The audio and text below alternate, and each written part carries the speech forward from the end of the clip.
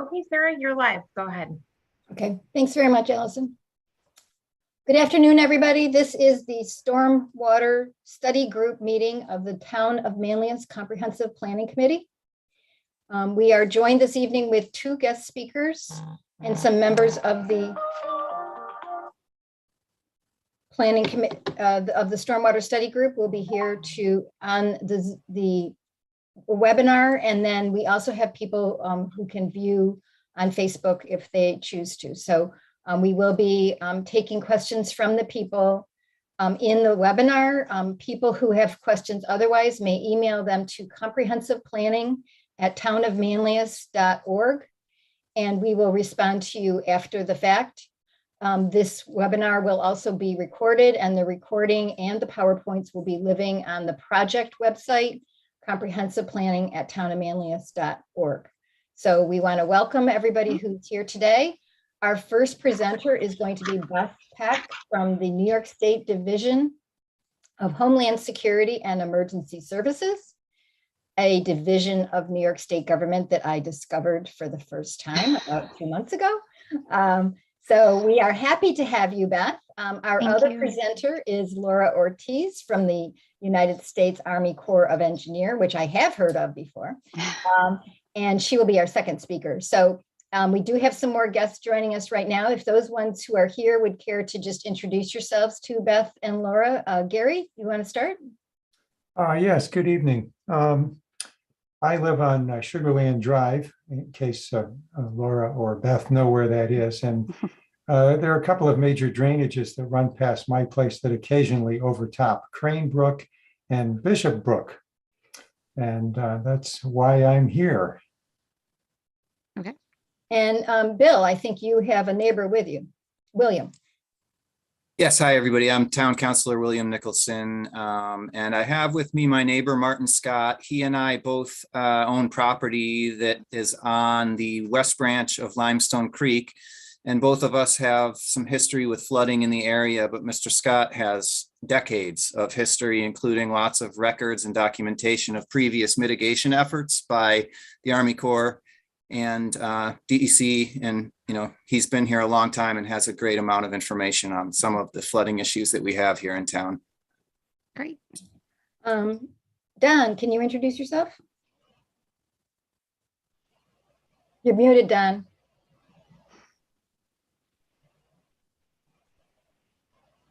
There we go. Sorry about that. So I'm Don Gates. I live over in the Glencliff neighborhood on Post Road. And I'm frequently back in the Three Falls area watching stormwater come down through the Glencliff neighborhood. So I'm very familiar with it, and I'm here to be part of the panel. Thank you. And then Andy, if you have a moment, since you're driving and don't want you to be unsafe. Safety first, Sarah. How are you all tonight? Andy Brewer. I'm a Town of Manlius resident off of Woodchuck Hill, and I am with Huber Brewer Construction Company. Happy to be here. Okay, thank you very much. So Beth, if you want to take it away with your presentation, and we'll have some little Q&A afterwards. Thank you. Perfect, sure. I'm going to go ahead and share my screen here. Let's see, we can get it into the slideshow. So as Sarah had said, I'm representing the Division of Homeland Security and Emergency Services. You'll often hear us refer to it lovingly as dishes. So we're just going to go through, and I know I only learned about this about 3 or 4 hours ago that I was going to be the one presenting. So hopefully I'm going to touch on everything that you were looking to hear about or know about, learn about, all of that. So what I want to first talk about is, excuse me, I just had to clear my throat real quick, is I want to discuss our annual programs that we have. So one of the first annual programs is called BRIC. That stands for the Building Resilient Infrastructure and Communities. If you're familiar with previous mitigation, the BRIC took over what we referred to as the PDM, the Pre-Disaster Mitigation Program. It's still kind of supporting that same effort. The BRIC program is supporting the communities through capability and capacity, by encouraging, enabling innovation, promoting partnerships, enabling large projects, maintaining flexibility, and providing that consistency. Again, I want to point out that this is an annual nationwide competitive program. So when you do apply for this program, you are competing against everybody across the nation, all of the states and territories. It is typically a November deadline. They come out what we call the NOFO, the Notice of Funding Opportunity. That comes out in the fall area, late August, early September, with a typical November deadline with a submittal early in the year to FEMA for their review. And we'll get you these slides as well as if you don't already have them, Sarah, we can get those over to you. This is just some links to give some additional information in regard to not only our fiscal 15 HMA guidance, which we lovingly refer to as our Bible, but additional information about BRIC programs and what's eligible and what's not. We do have a rumor that we are going to receive a new guidance from FEMA later this fall. Fingers crossed that we do have that. Of course, fiscal year 15 actually means that it came out in 2014. So, we're looking at an 8-year-old document and a lot has changed. So we're looking forward to FEMA providing us a new guidance for that. The other nationwide competitive program that we had is what we refer to as the FMA, the Flood Mitigation Assistance. This one really focuses again on eliminating or reducing the risk of repetitive flood damage to the buildings that are insured by the NFIP, the National Flood Insurance Program. Again, this is the confirmed amount, the $700 million, that's for the fiscal year 2022. Again, that November deadline. But just a reminder again, these are that national competitive mitigation programs. So what we have going on right now in the state is what we refer to as the Hazard Mitigation Grant Program.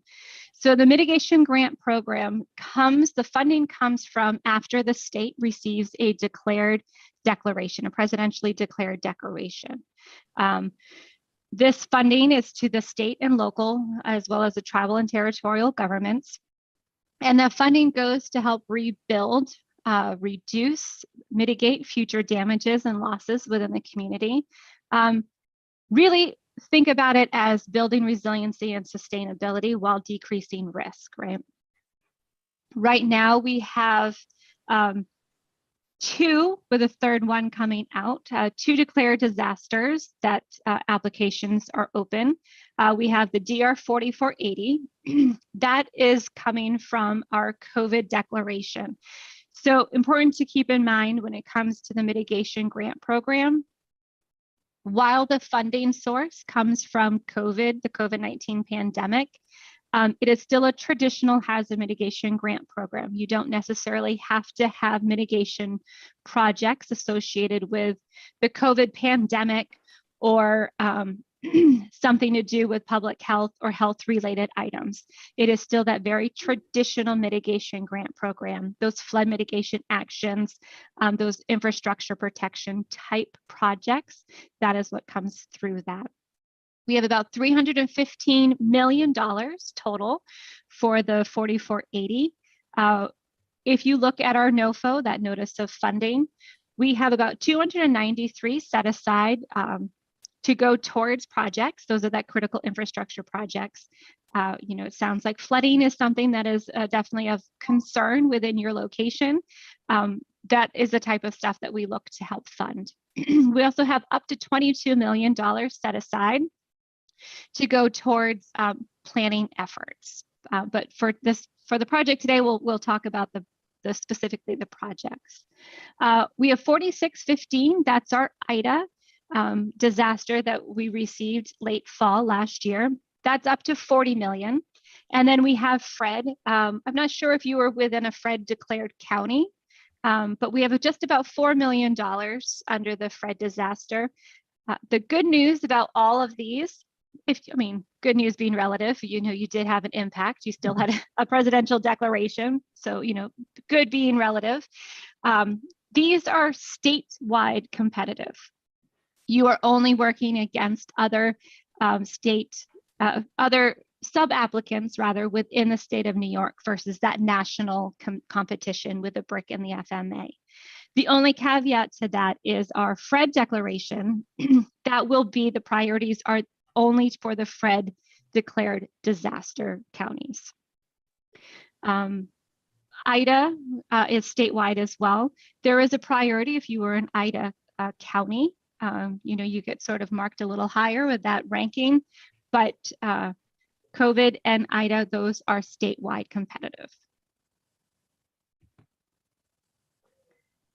So who's eligible to apply for the mitigation grant program, right? So we're the applicant. What that means is that DSHIS is the ones that we are going to apply to FEMA on the behalf of all of the sub-applicants.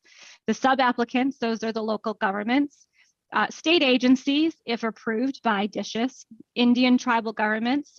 They may also apply to FEMA directly as an applicant, similar to what DSHIS is. Certain private nonprofits, those that perform a government-like function falls under that. And then, of course, we are encouraging you to take advantage of all of our open funding, so that IDA and that 4480. Something to keep in mind, individuals, businesses, and NPOs are not eligible to apply on your own. If you have a business or an individual or NPO that are looking and have an eligible mitigation project, the town would be able to apply on their behalf.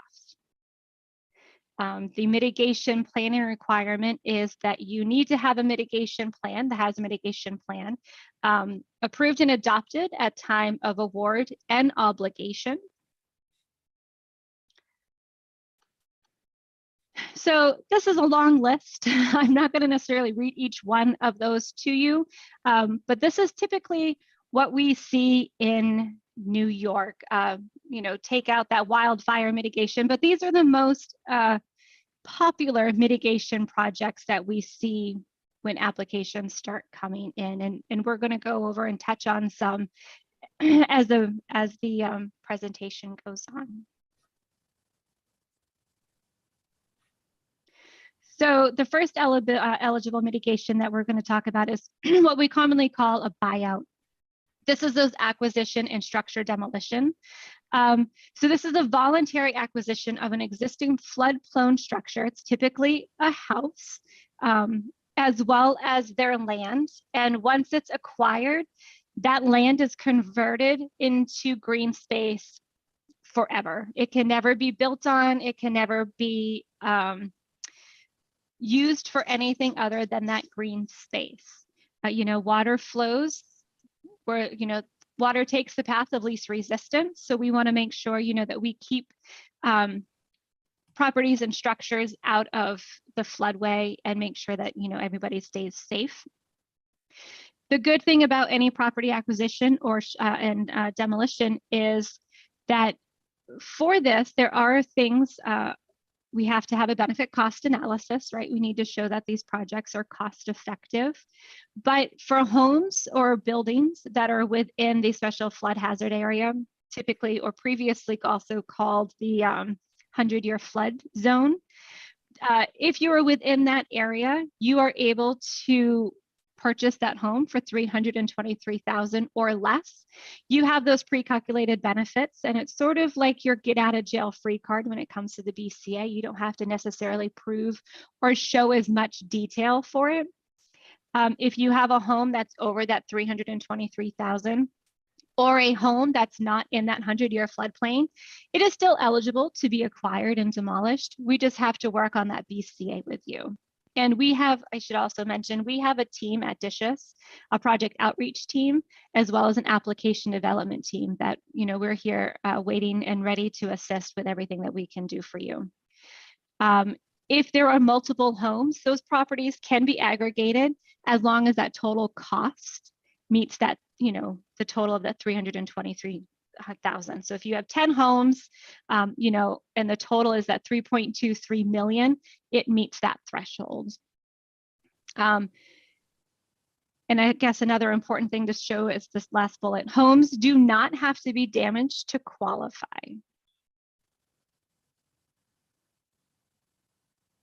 So elevations, this is similar to those buyouts. I should mention when it comes to the acquisition and demolition, something that we've recently found out, unfortunately, if it is a community owned or a county owned building, the sub-applicant cannot purchase or acquire their own building. So if the community is looking, if they have a building that you're looking to acquire and demolish, unfortunately, that's not considered an eligible. You can't acquire your already owned structure to demolish it.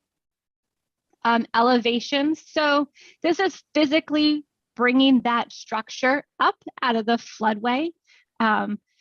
We want to make sure that this is in accordance with that ASCE, the 2414, that's that base flood elevation plus freeboard, or higher if it's, depending on what your local ordinance is or your local codes.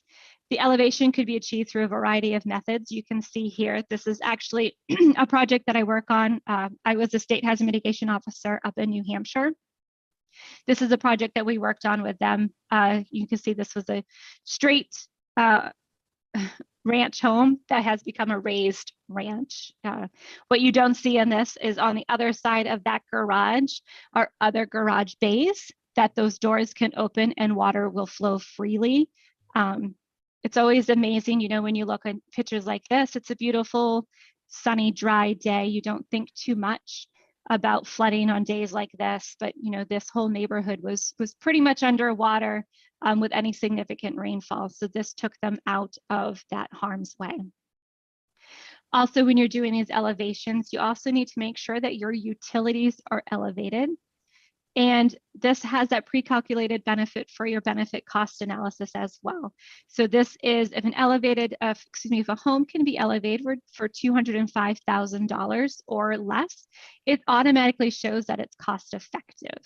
Again, similar to the acquisition and demolition, multiple homes can get aggregated to have that. And you don't necessarily have to be damaged to qualify, but it does need to be in that 100-year floodplain or that special flood hazard area.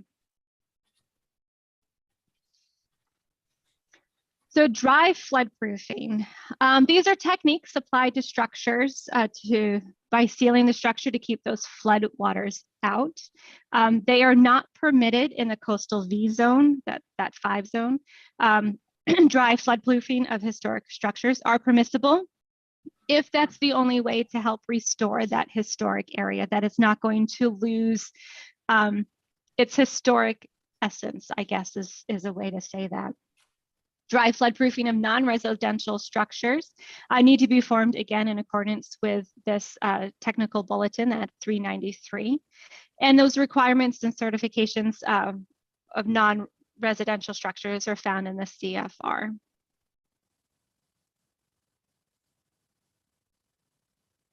So generators, this is something that we've actually had a lot of conversation across the state.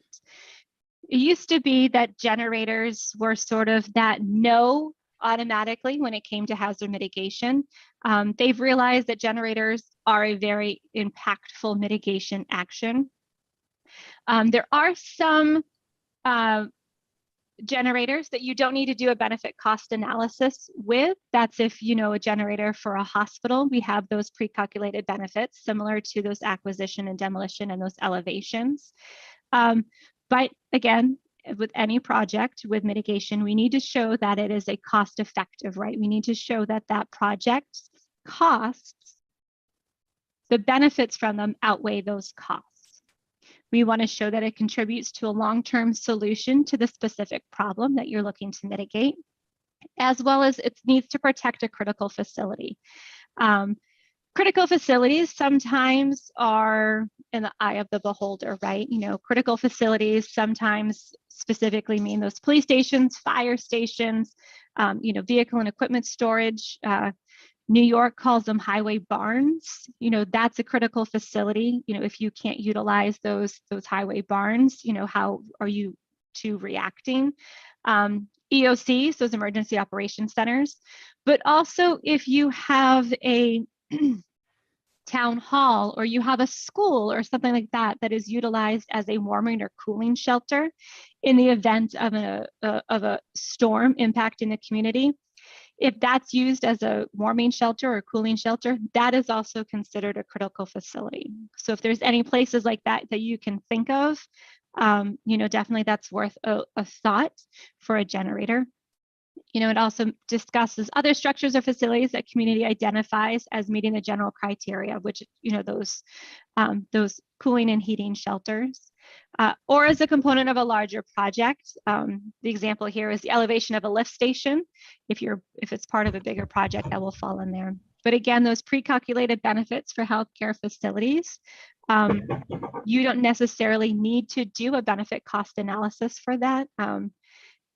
You still have to do the PCA, but because there's those pre-calculated benefits, it sort of puts everything in for you. So flood risk reduction projects, you have localized flood risk reduction and non-localized. They're doing the same thing. They're lessening the frequency or severity of your flooding, decreasing predicted flood damage within an isolated confined drainage or catchment. The non-localized are the same, just the examples are slightly different. The localized, that's typically what we see more often are those installation and modification of culverts, stormwater management systems, retention or detention basins, flood walls, dam, weirs. The non-localized, that's when you're looking at, construction, demolition, or rehab of dams, seawalls, flood walls, breakwaters, large-scale channelization. That would be those non-localized. And this is just a little example. Again, this is an example of projects that I worked on up in New Hampshire. You can see that the road was elevated, the grade was brought up a little bit, those guardrails, that it was an old galvanized pipe in there. They used an open bottom box culvert with those wing walls that helped that, erosion kind of take the brunt of water coming up.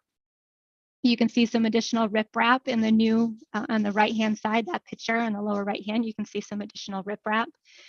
So that's just an example of, localized flood risk reduction. Retrofitting. So you have the structural and the non-structural. So again, this is structural elements, modifications to those elements of building to reduce or eliminate the risk of future damage and protect those inhabitants. The structural elements of a building that are essential include the foundations, load-bearing walls, beams, columns, as well as the connection between these elements. So if you think of, wind retrofit, or something like that when it comes to hurricane protection, that would fall under the structural retrofitting. The non-structural bracing of building contents for earthquake damage or elevation of utilities.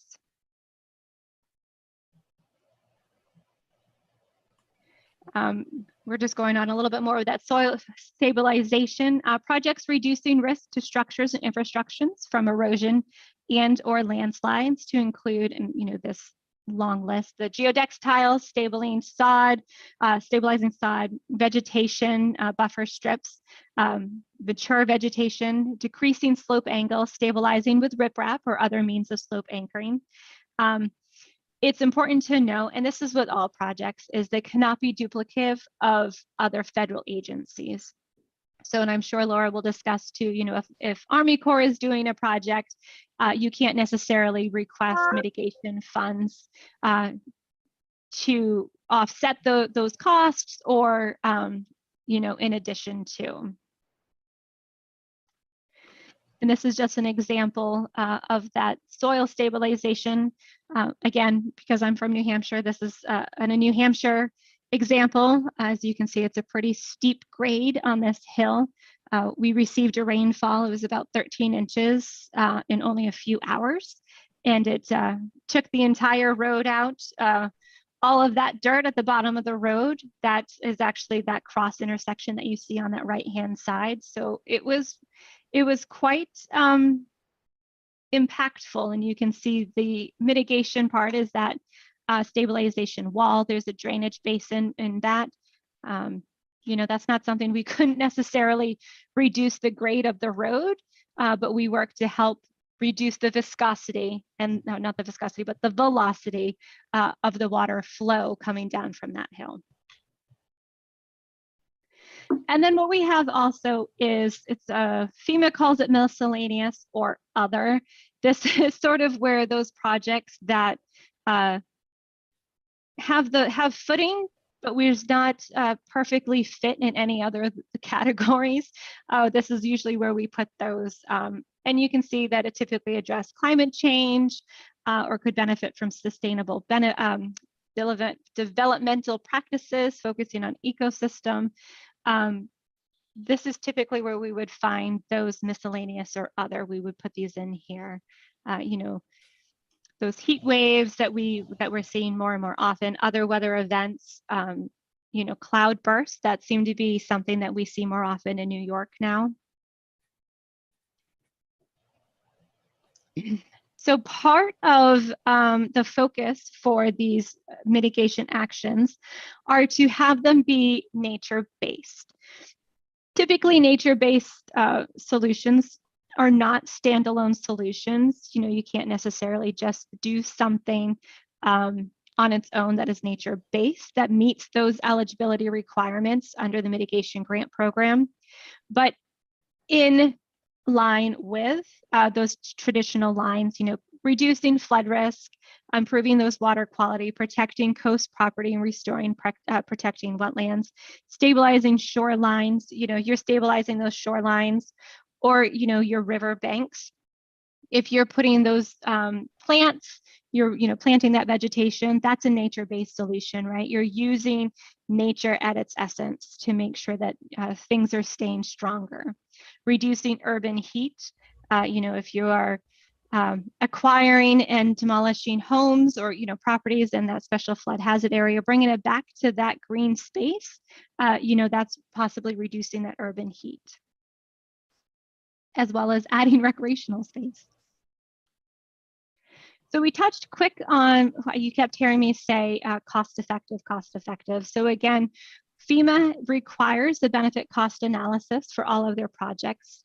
You need to make sure that, and we have a team that's on standby to help and assist, because sometimes this is the sticky wick of projects. To make sure that your project is cost effective, you want to show that you have a benefit cost ratio, that BCR, of 1.0 or greater. That shows that it is a cost effective project. It is a FEMA specific program. The instructions and the link to get those are right here. It's just an add-in on Microsoft Excel. You do have to have 2016, I believe, or higher Excel, but it's just a little add-in. It's super easy to get in your Excel and kind of walk through that. That's all I got.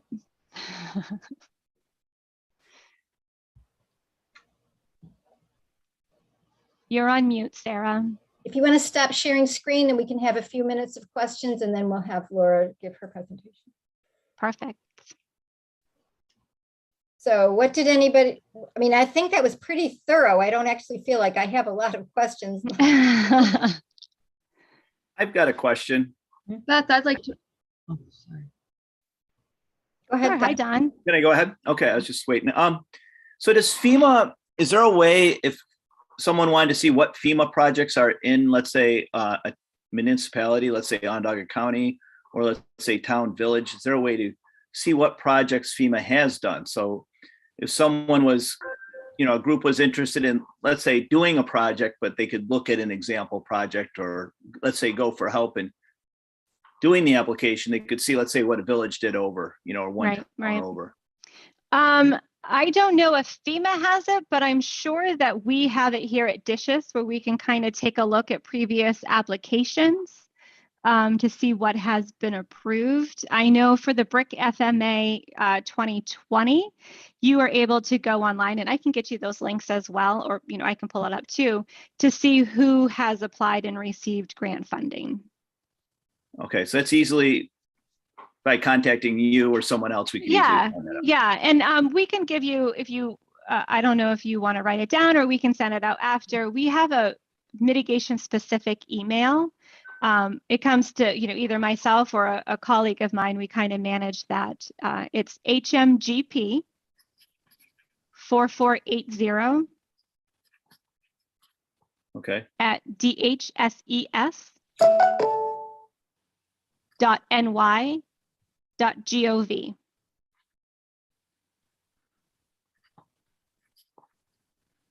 And I know I mentioned it very, very quickly. We have a team on site. We call them the Outreach Development Team. They are working there's about 6 of them. They're each assigned a county. So they're working very closely with the counties as well. So we can always hook you up with one of them and they can help pull any information as well. Thank you. You're welcome. Hey, Beth, I have a question. When you Sure. elevate a structure, you have that photo of the ranch. Is the is the area which was elevated, is that able to be occupied? So yeah, so as long as the first floor is still above that base flood elevation plus freeboard or whatever that coding is, the local ordinance and coding. Yep. I mean, that home did not have a livable basement. That was put on a slab. But yeah, if you have, if your first floor is above that base flood elevation plus freeboard, it can be a livable space. Okay, thank you. Because sometimes I know that's a big sticking point because, the first floor isn't above the BFE plus freeboard, and it Right, creates a lot of havoc because people enjoy their basements. Right, And it's a right. loss of living space for some people. Yeah, right. Yeah, absolutely. Did Martin have something? Yes. Yes, I have. I don't know if you can see this or not. This is back in the 90s when the federal government was working here on these creeks. And it actually goes back to 80s when it really flooded bad. I own the land where all these creeks join, plus the brook off on Post Hill Road or King's Grant Estate all come to me. And the sewer works that runs the village of Manlius comes through my back lot. And it's washed out so badly that when it gets to it, which is 8 foot about away, the pipes will be in the water. It'll wash out. Now, the last 5-6 years, I've been working with Niagara Mohawk. The power lines that go through my back lot have been washed out 3 different times. The poles have been taken right out. I finally, last year, gave them the right of way to change the lines that feed Manlius and Casanova into my other lot to get them out of the back lot where it's just washing right out. I got rocks or boulders bigger than Volkswagen that are gone from the previous work that they did on it. We're getting more and more water downhill. More houses are being built uphill. So, Right. so I got all the paperwork from all the flooding and So Marty, don't what wanna would see be 'em. like, if you could wave a magic wand, what would you do to those brooks and creeks? clean them out for one thing. They're Okay. all full. The one that comes from King's Grant Estate, after they did whatever they did with the 3 falls, I'm being inundated with more rock and debris since they cleaned whatever they did up there. Okay. The rest of it right here on 173, if you look over the bridge, there's an island in the middle of the creek. It shouldn't be there. There's trees growing in it. Yeah, I okay. also had the county, and I've tried to get them to come down on 2K Road where the little brook comes down through. It's been washed out 3 different times, the road. They've Mhm. replaced it with big, huge pipes alongside the bridge because they don't want to replace the bridge. The problem is now the water coming down there is more than the bridge can handle. I lost the barn. It washed it right out from underneath it. I had to tear it down. Oh gosh, okay. So Yeah, and I'm we're sure getting that more and those more. pipes And I'm sure Huh? those pipes are not able to handle No, it's any not. debris or water flow. In Okay. fact, I've been trying to get the county in there. They put stone and cemented them in. Well, the water hitting this pipe has rattled it so much, it's broke the cement. Sooner or later, that pipe is going to pop out of the ground again and wash out the road again. All right. So it definitely sounds worth having a larger conversation about, different possible mitigation actions that we can assist with. Again, that's something the town or the community would have to apply on your behalf. Especially the sewer works. We don't, Right, it right. broke once on the west branch or the main branch. I called them and they had to come in and fix that pipe where it broke, and then they put stone and cemented in over it so it wouldn't wash out again. Right. And that's So all far, on it's your been private okay. property. Well, I don't Okay. care there. They can come in on it. No, I'm just for my understanding to Okay, to so I'm- picture. I'm gonna put a pin in that because we have Counselor Nicholson with you. We're gonna definitely include you in the discussion that we're having with dishes about Yep. 3 or 4 priority properties that we have in the town. And I want to make sure we give Laura a chance to talk about from the Army Corps, and then we'll have some more questions afterwards. Perfect. Yeah. And I'll make sure that we reach out to with our staff. Thank you. You're welcome. And Thad is already connected. Like, I already have a person who's been assigned. Oh, okay. Right. Is it Ronnie? Yes. Mhm. Yeah. Okay. Perfect. Okay. So Laura, if you want to go ahead and share your screen, we'll hear what the Army Corps is up to.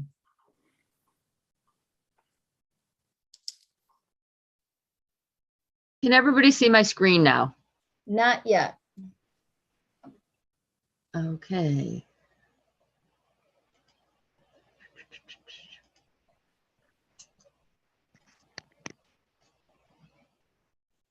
All right.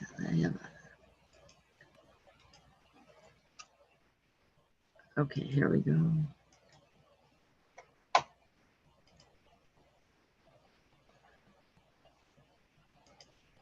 I'll be honest, Zoom is not our first choice because of what different. Okay.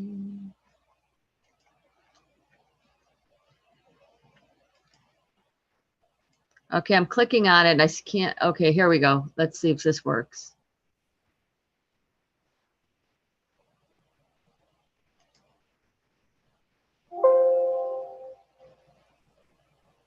And while this is loading, Beth, thank you for the information that you provided. And as I go through my presentation, you're going to find that there's a lot of overlap between the programs that are administered by dishes and what the Corps of Engineers can do. Is my screen up yet? Not yet. Okay, it's spinning. I apologize. Sometimes our firewalls. Okay. Sarah, your mic is off. Thank you for that tip. Now I've just lost my share screen.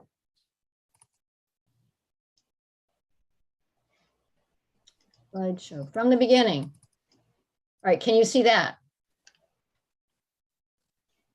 I can see it. Okay. Go Okay, ahead. I can see that. Yes, I can. All right, I'll start at the beginning. Go ahead. All Laura. right, thank you. All right, I'm Laura Ortiz. I'm with the Corps, and I just want to say thank you for providing the opportunity for me to present at your committee this evening. As Beth did a great job of providing an overview, and you're going to hear a lot of the same information. And I just think as we go along, we just have to keep an open mind and strategize as to which program is the best. Next slide, please. All right, I primarily just focused on our flood risk reduction programs. One is Planning Management Service, Floodplain Management Services Program, Planning Assistance to States and Tribes, our Continuing Authorities Program, Section 22, Section 205, and Section 14, which is Stream Bank and Shoreline Protection, and our Silver Jackets, which is our interagency proposal program. Next slide, please. And now this here just provides an overview of the cycle of flood risk reduction opportunities. One is like with the groins and beach system, which involves a little bit more physical, but as you go from right to left, you see tidal marshes, shoreline stabilization, seawall levees, and then we get into the non-structural, which is acquisition, elevation, relocation, and flood warning evacuation systems. Next slide, please. Our floodplain management services program. This is basically, it's 100% federally financed, and the type of studies that we do are floodplain delineations. We provide studies that are done to FEMA standards to have your flood maps updated, dam break analyses, flood warning preparedness, and flood proofing programs. The Corps of Engineers has a non-structural committee whose specialty is evaluating the various types of non-structural floodproofing mitigation techniques that can be applied to any community. One of the great assets of that is the technical expertise that the Corps has. One of the challenges is the funding. Because it's 100% federally funded, there's a lot of competition. And if you're interested in a PMS program, you just have to let me know and I could start working with you and getting everything in our queue so that if funding becomes available, we could work on it. Next slide, please. Our other program is Planning Assistance to States and Tribes. It's also called Section 22. This is a cost-shared program, and it's 50% federal, 50% non-federal, and it provides the technical expertise of the Corps, which deals with water resources issues, including water supply, water demand, environmental issues, wetland analyses, dam safety, flood risk management, floodplain management, coastal zone studies, and harbor port studies. The other thing that we could look under with planning assistance to states is stormwater. And as I said, this is a cost share program. And what we need to involve the Corps with this is just a letter. And after we receive that letter, we work with the community to develop a scope of work. In-kind credit can be used, in-kind contributions can be used as a non-federal contribution. So it's just something, if the state has, or the community has done work, we can generally use it. How, if it's conducted in according to the sound engineering standards. Generally, if you're going to do in-kind work for the Corps as part of a study, if it's done before the study agreement is executed, we just take that study and we cannot provide in-kind services. But if it's done after the agreement is signed, we can get the in-kind. Next slide, please. Like I've gone over this. This is we have a state limit of $2 million per state. Generally, we have to link it to the hazard mitigation plan or other statewide plan. Funding in this program is not a constraint. In the past, it has been, but this program has a lot of funding. Basically, you would engage with me. We would discuss your concern, develop a scope of work, and then we would provide a cooperation agreement once the scope of work is provided. And the Corps would start work once the in-kind services have been provided or the cash contribution. So this is another way to provide assistance to communities. Next slide, please. Our Continuing Authorities Program. This is a series of legislative authorities, what we have to implement projects. These are smaller scale projects. Generally, the cap for a federal project for the Section 205 is $10 million, and the cap for Section 14 projects is $5 million. Section 205 is for flood risk reduction, and Section 14 is for stream bank stabilization and shoreline protection. Generally, what you have to do to engage the Corps on this is to provide a letter of request, a letter of intent. And the first phase, once we get the funding, is to do an initial evaluation, which is 100% federally financed. And we determine, is there an economic justification in proceeding to a full-fledged feasibility study? And this is where the benefit to cost ratio comes into play that Beth spoke about. Any of our projects, we need to have a benefit to cost ratio greater than 1. And if during the initial phase we find that the study is feasible, we will work with the community in the New York State DEC to develop a cost sharing agreement and cost estimate. Under New York State law, conservation law, the New York State DEC must be the non-federal sponsor for Section 14 and Section 205 projects, for Section 205 projects. And generally what will happen is the Corps will, if we get a lot of requests from any community, we engage with DEC so that they do know what's going on. An example is in the town of West Seneca, New York. We had some flooding a few years ago. We received a lot of requests from the town of West Seneca, but we engaged the DEC to let them know what was going on. And it was unfortunate that this project wasn't cost effective, but as our partner and signatory on our cost sharing agreements, we need to make sure that they're part of the plan and planning. Next slide, please. Once we get into a full-fledged feasibility study, it's cost shared on a 50% federal, 50% non-federal basis. Generally studies, we're trying to get our studies in the 24 to 36 month range, and that includes detailed hydrology and hydraulic studies, real estate, and any environmental coordination. We generally, our plan is recommended, and if we have generally by doing the initial evaluation, we try to make sure that there is a recommended plan to go to design and implementation. Design and implementation is cost shared on a 65% federal, 35% non-federal basis. LERDs can make up the non-federal contribution. However, under Section 205, we do need a minimum 5% cash contribution on the total project cost. This is a lot of information, but this is just the way this one authority goes. And when you're working with between dishes and the Corps, it's hard. The community has to decide which is the best venue or avenue or which program is best. Generally, the Corps allows for a little bit larger project. Next slide, please. Our cost limit is $10 million per project. So that allows for an approximately $15 million project when you include the 35% non-federal contribution.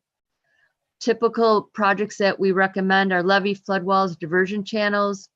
We cannot develop any projects for a single beneficiary, meaning a single property owner. And we need to consider a non-structural alternative in the final array. Now, what is a non-structural alternative? It's what Beth said. It's flood warning systems, it's elevation, it's acquisition, it's basement filling, it's dry flood proofing, which is a waterproof barrier, and wet flood proofing, really, which allows the water to flow through, like venting and stuff like that. And we can also use, depending, a gauge can be installed, and that could be used for a flood warning system. So we look at various measures and we combine those. An example of that is I'm working on a project in Independence, Ohio, and we've recommended a levee flood wall system.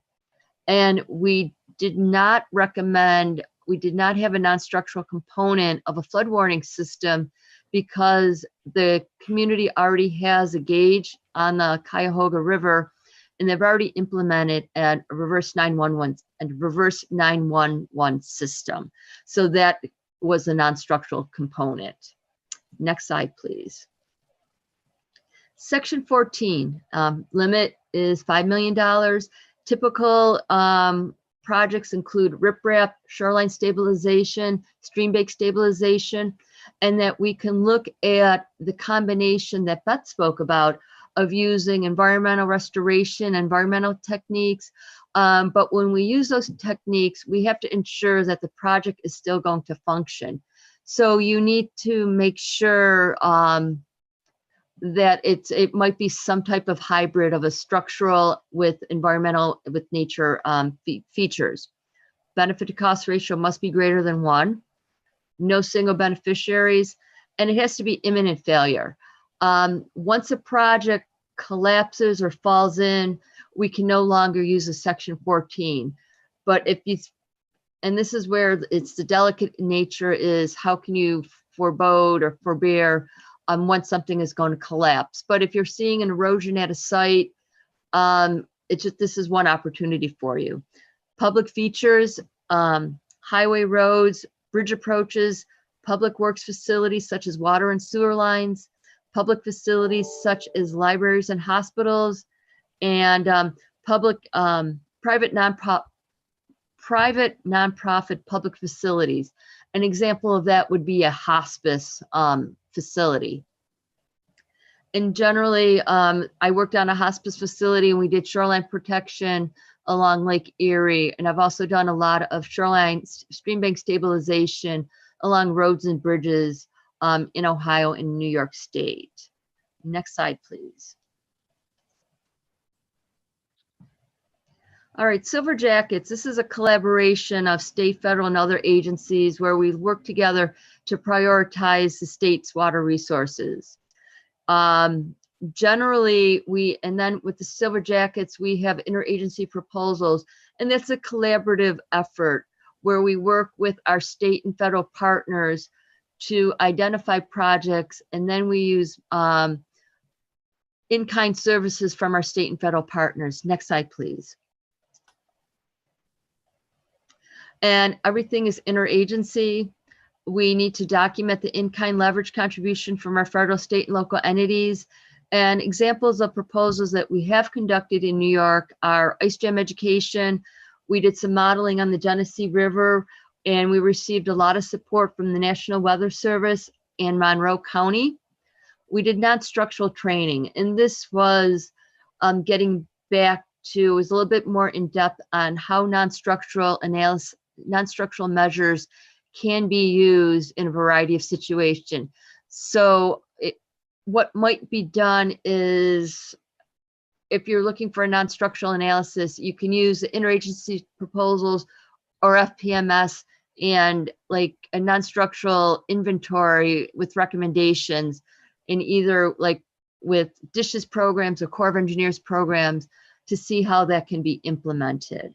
We've done interagency outreach on non-structural in Monroe County, and that looked at several communities and provided an overview of all the different flood risk management programs that are available from the federal and state perspective. And we've done some inundation mapping for the Chemung River. So it's very broad-based. We're focusing a lot on emergency action plans, non-structural training, in a lot of our in other areas for the Corps. They have a lot of wildfires, and they discuss flood risk management reduction techniques after wildfires and how to like preserve the landscape and hurricane evacuation. It's some of our work is very regionalized to the part of the country that we're in. It's just that we have a lot of programs. We have to make sure that we work in concert with our partners so that we're not using federal funds over federal funds or using the wrong fit for the fix. You mentioned earlier there's just stormwater. When we talk about flooding, we're really talking about overbank flooding. Stormwater is generally what we would be a different agency, but we can look under stormwater under the planning assistance to states and even to some degree the interagency proposals. I have gone through a lot of information in a short amount of time, but I am available for questions or even after this meeting if anybody has anything they want to reach out and ask. And here is our website. Basically what I did is just did a little screenshot. You want to hover over missions, and that's going to do a pull down menu to Civil Works. Hover or click on overview, and you'll see continuing authorities or general investigations. I did not focus on the large scale, big studies for the general investigations because those need to be congressionally authorized. I just wanted to share some of the ready, more relevant tools that we have. or after you click on overview, you can click on floodplain management, and that has templates and letters and different things in order to start the process going.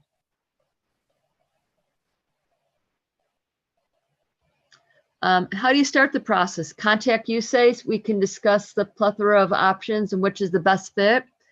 We'll work with you to identify this best program, and then we would ask you to send in a template,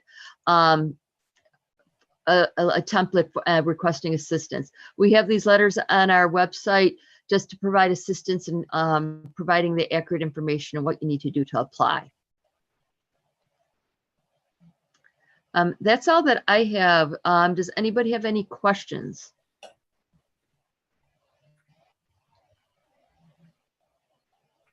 That was a lot.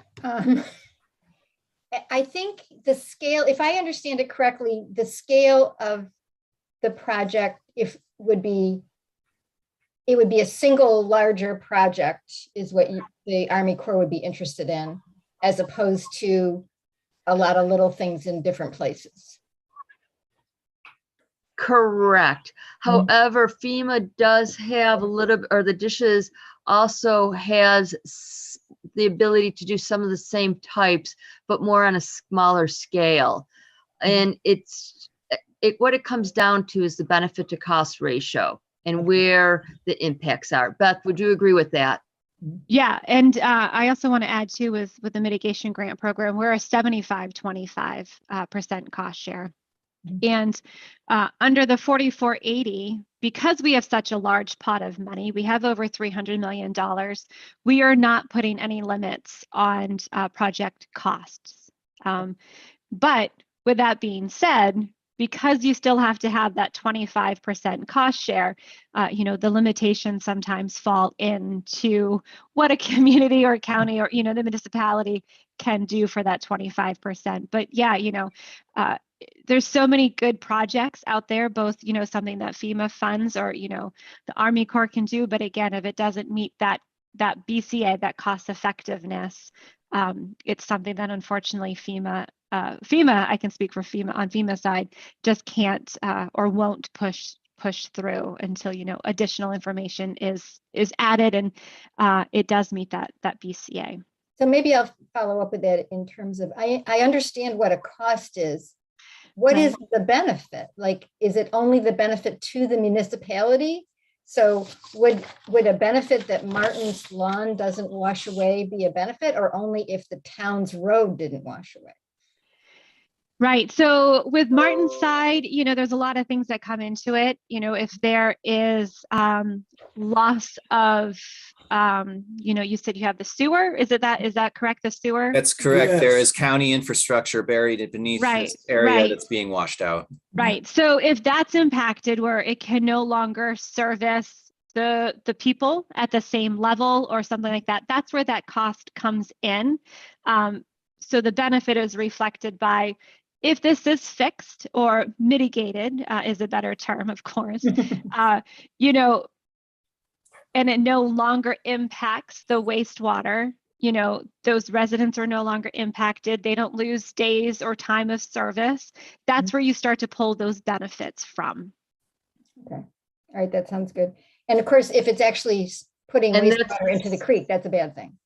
Right. There's so many things that go into a benefit cost. You have the formulas, but you also have, the ability within an application to provide that narrative. We always say that dark and stormy night, we want to paint the worst possible image. For example, I'm not in New York. I actually live in Virginia. So, you providing me that background and that information, as you all have been this evening, it gives me that insight. Martin showing me those maps and those images, that provides that insight for the reviewer. I think William had that dark and stormy night not long ago. Very true story. Yes. Go ahead, Laura. Sorry. I have a question, but I can wait. Okay. Go ahead, Laura. All right. I just wanted to say, when we do our Section 205 studies, we look at the community, the benefits to the community. We also look at the location and what businesses are there. we do interviews with the homeowners to find out what was damaged.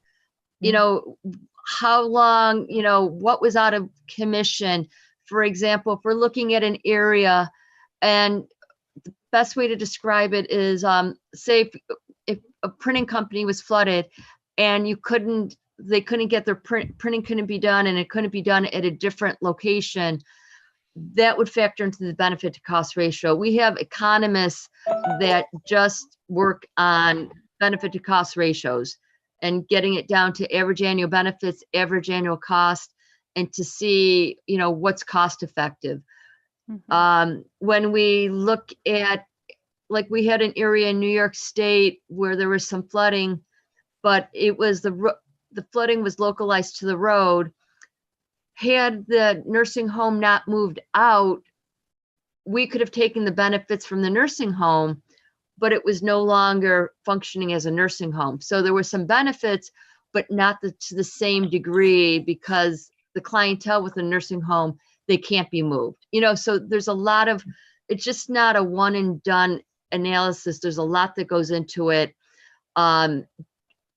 Just to see, you know, to make sure that we're uncovering every little stone and to get the most benefits. And that's when we do these interviews. It's so important to, you know, to provide the best information. The one thing though is we can only take, when we're doing our benefits, if you have a flooding event and your service department has 3 people, and for this flooding event, you had to, you know, do 5 people in overtime, your 3 people are part of your budget. We can take the benefits for the 2 people and any extra overtime. So there's just some like little nuances, and it gets into the weeds, but a lot of people, and I think Beth will agree, it's like, that's where it gets the nuances, is that we have to, like, even though everybody was working for the flood fight, there's 3 people's time that's already been accounted for, so we can take the delta of everything else. Right. And you know, it sounds Laura, like your benefit cost analysis software may be a little more sophisticated than FEMA's. FEMA does not necessarily have that social vulnerability aspect tied into it yet. You know, they're looking to start pulling more of that social vulnerability, similar to what Laura was saying, was, you know, looking at that bigger picture, casting that wider net, and reflecting, you know, the impact on a wider scale. You know, we are able to do that within the application, but, you know, unfortunately the FEMA BCA is not quite to that level yet. So there's not much of an impact on the BCA for that, but, you know, maybe FEMA and Army Corps will work together and get their BCAs a little more in line. Dawn, did you have a question? I can wait if someone else has got a question. My question can wait if someone else, because I know we're getting late here. Does anybody else have one? I have a question. Yeah. For, I guess, Laura and Beth. Soil stabilization was mentioned, and can you speak a little bit upon whether one of these programs seems to cover soil that washes off of farmland into drainages that then overtop? That seems to be a contributing factor to the Crane Brook and Bishop Brook overtopping. Not sure whether, I once heard that farmland was exempt from any type of regulations or control. I don't know whether any mitigation is available to assist the owners of the land. Right. So, I mean, definitely, again, you know, go back to a homeowner, unfortunately, cannot apply. It would have to be something that the community would apply on behalf of the homeowner. But it would also, you know, bank stabilization is an eligible mitigation, but we have to tie again back to that benefit cost analysis, is to show that the benefit outweighs the cost. So the sticky point with that one would be, how do you show, you know, well, you know, I'm a farmer's daughter. I understand the importance of, you know, the farmer's land. That's their livelihood. You know, again, it's showing that BCA is showing how protecting that shore, that stabilization of the bank, is cost effective. That's where I think that the hard part is when it comes to that. Excuse me, it's not a bank stabilization issue. It's a too much water issue coming off the farmland. And it's clearly erosion from the farmland because the water is often very turbid. Right. So and you're it's at looking the- for almost like a vegetation or something like that to help slow the See- velocity of the water. I don't know. That's That's why I'm No, asking. So what I would recommend is, have you contacted like the Onondaga Soil Water Conservation District? They're in different, like, the thing about all our agencies is we all have our little, we sound the same, but we all have our little different focus areas. And the Soil Water Conservation District might be, or the NRCS might be a better opportunity to help you with like soil stabilization in farmlands. And if you'd like, I can get you the name of someone from the NRCS. Okay, That's thank a you. great idea. Thank you, Laura. Okay, Don, we want to make sure you get your question in before. Yeah, we- I just have, I think it sort of covers, what I was wondering is there somewhere in one of these agencies and grants that are available? It seems like it would be wise, and maybe it's not, that we do like a watershed analysis. Like, is there a way to look at, so you have the stream, the gentleman that showed the maps and, he's getting a lot of water coming in, but it seems like you don't want to just look at that property. You almost want to look at the whole watershed and do an analysis over what's changed over 30 years, because there has been a lot of development in the town of Manlius. And would there be a grant that would help us? To me, that would help with the comprehensive plan, because you'd want to see, well, where's all our water coming from? And then what opportunities are there? So I was wondering if there's like a broad stroke kind of grant. Does that make sense? It makes You sense. could, it makes sense. You could look under planning assistance to states. We do have a watershed authority. I can get you information on that. I believe that has to be funded individually separate, but I can check into that for you, and I'll get that with Sarah. Thank you. Yeah, So, and, Mr. and I'm and sorry. this is, it's a bigger conversation too that, Sarah, maybe, when we get together as a group with Ronnie, there's something that's called a phased project. So you have a phase one where you kind of do what you were discussing, Don, where you have the studies, you have an idea of what you want to get done. Phase one is working on those studies. Phase two is implementing those studies into a mitigation project, into that action. But that's definitely something, when we discuss at a larger time or at a different time, Sarah, we can go into more detail about, a possibility with that. And the positive for a phased project is, again, we have a lot of money in this 4480, and you kind of lock in that grant funding, Oh, good even though point. it's phased. Right. Okay, William, did you have something? Well, just to Don, to your point, this Mr. Scott actually brought, it's a Section 205 US ACE environmental report from 1990. It's exactly what you're describing. It was a watershed study, the different strategies and approaches that the Corps might take to address these water problems. Dated, it's 1990 though. And Yeah, Can you please tell me what the name of that study is? it is the final DPR and EIS for Section 205 flood control study on Limestone Creek at Manlius, New York, addressed by John W. Morris, U.S. Army commanding. Is there a way for us to read that report? Will, is there somewhere that it's publicly available? It is housed currently in Mr. Scott's kitchen. But I would think it's a public document, that it should be somewhere available, I would think, on the At Army one Corps. time, the library had a copy of all this stuff. Oh, Whether yeah, they they- still got it, I don't know. Yeah, I'd like to look at it. Yeah, we're pre-internet here. If you want to look Right. at it, you can come and see it. I'll drop down. I live right up the street from you.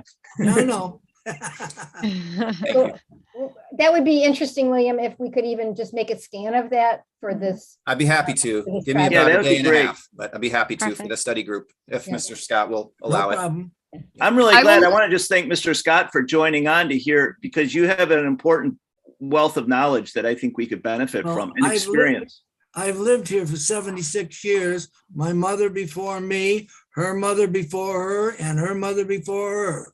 Wow. In fact, the house we're in right now, my grandparents owned it. Wow. Wow. Well, I thank you for coming on, and I think you will provide valuable historical background for all this, and I really appreciate it. Okay. Sarah, I'll look for that report and I'll get you a copy of it.